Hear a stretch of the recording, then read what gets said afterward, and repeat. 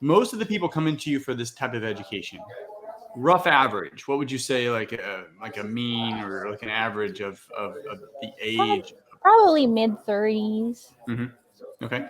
But do you get folks that are coming to you, they're like in their 50s Yeah, we and do.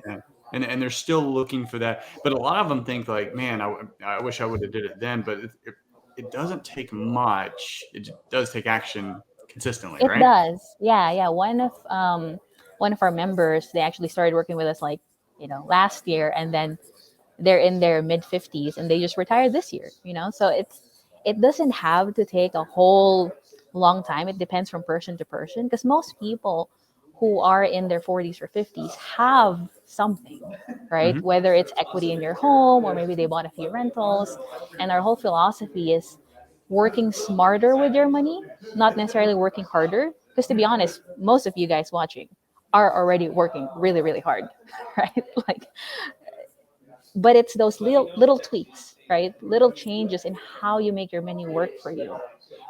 Like one example we talk about with in our YouTube and Instagram stuff is like getting a lower interest loan on maybe your renter properties or like a line of credit on your home, and then finding really solid investments. Like the guest right before me was talking about some class A preferred returns that really in the multifamily space is very, very low risk.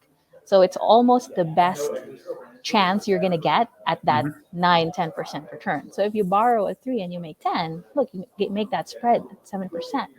And if you do that over all of the lazy money, lazy equity you have in all of your properties and all of your bank accounts, right? Just imagine how much more passive income you can make. And it makes even more sense now with inflation at 7+%.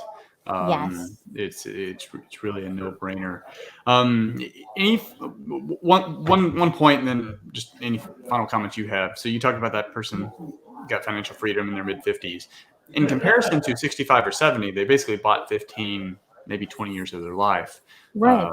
back. So you're never too old to start this. But any final thoughts on what folks should do as maybe first or second steps in taking that path from ground zero to at least maybe the education standpoint to understanding how they can become financially free?